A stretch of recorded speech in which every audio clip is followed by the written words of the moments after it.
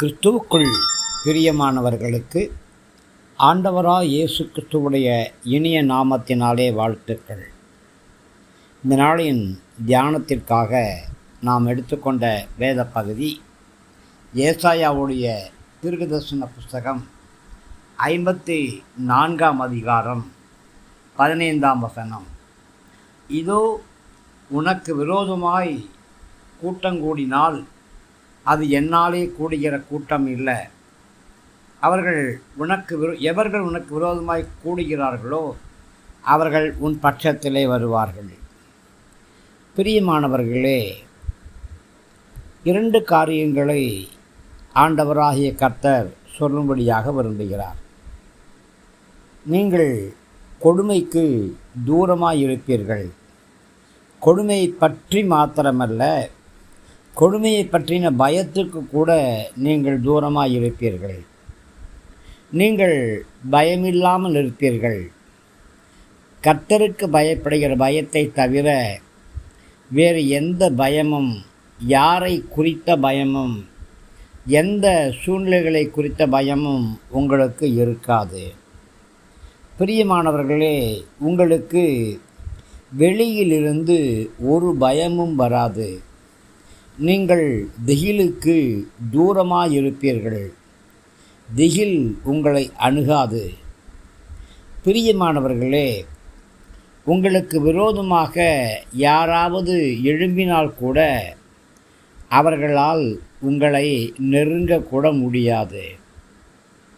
உங்களுக்கு விரோதமாக மேற்கொள்கிற சத்துருக்களுடைய முயற்சிகள் ஒரு பொழுதும் ஜெயம் பெறாது.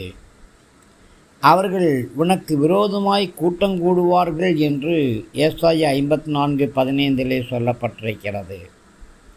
இது உங்களுக்கு கர்த்தர் கொடுக்கிற ஒரு எச்சரிப்பின் சத்தமாயிருக்கிறது.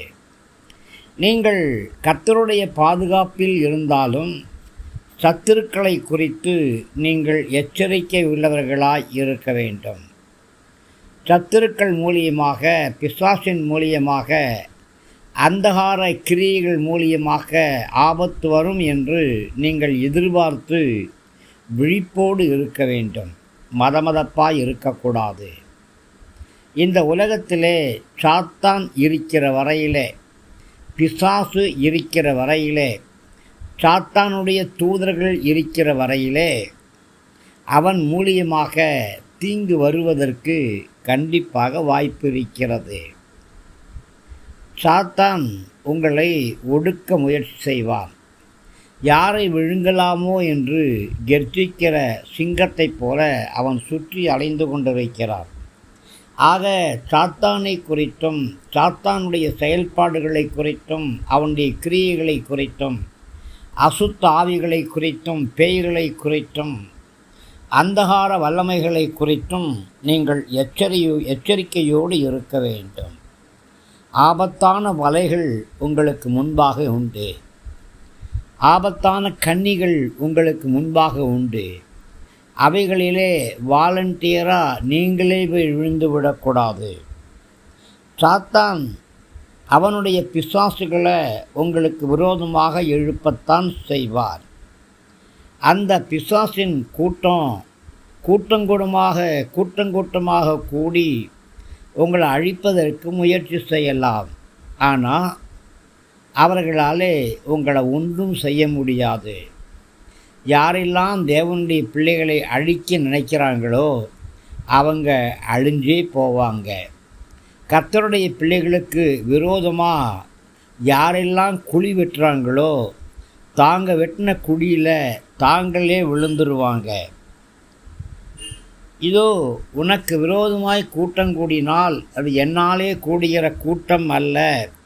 எவர்கள் உனக்கு விரோதமாய் கூடுகிறார்களோ அவர்கள் உன் பட்சத்திலே வருவார்கள் என்று கர்த்தர் சொல்கிறாரு. என்னதான் சத்துருக்கள் உங்களுக்கு விரோதமாய் கூட்டங்கூடினாலும் அவங்க தோற்று போவாங்க. உங்களுக்கு முன்பாக விழுந்து கிடப்பாங்க.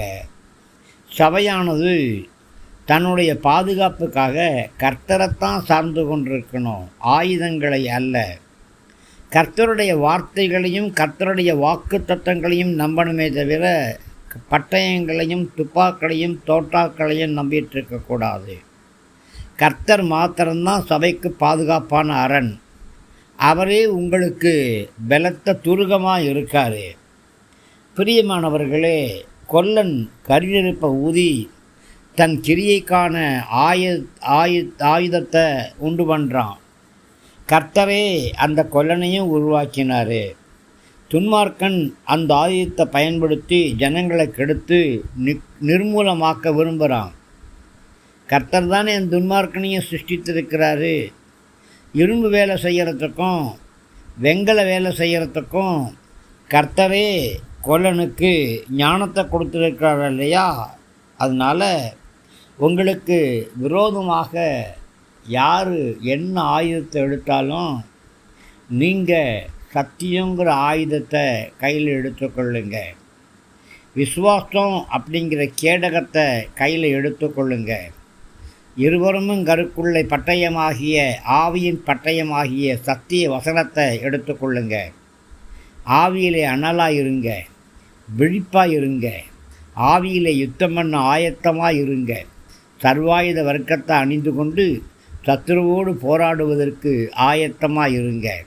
மாம்சமும் இரத்தமும் உங்களுடைய யுத்த களம் அல்ல. மாம்சமும் இரத்தமும் தேவனுடைய ராஜ்யத்தை சுதந்திரிக்காது.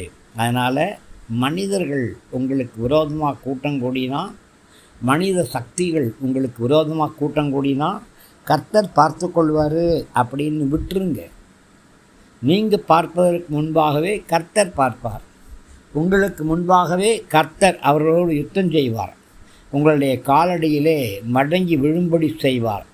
உங்கள் பக்கத்தில் ஈட்டிகளும் பட்டயங்களும் முறிந்து கிடந்தாலும் கூட கர்த்தர் உங்களுக்கு பாதுகாப்பரணாக இருப்பார்.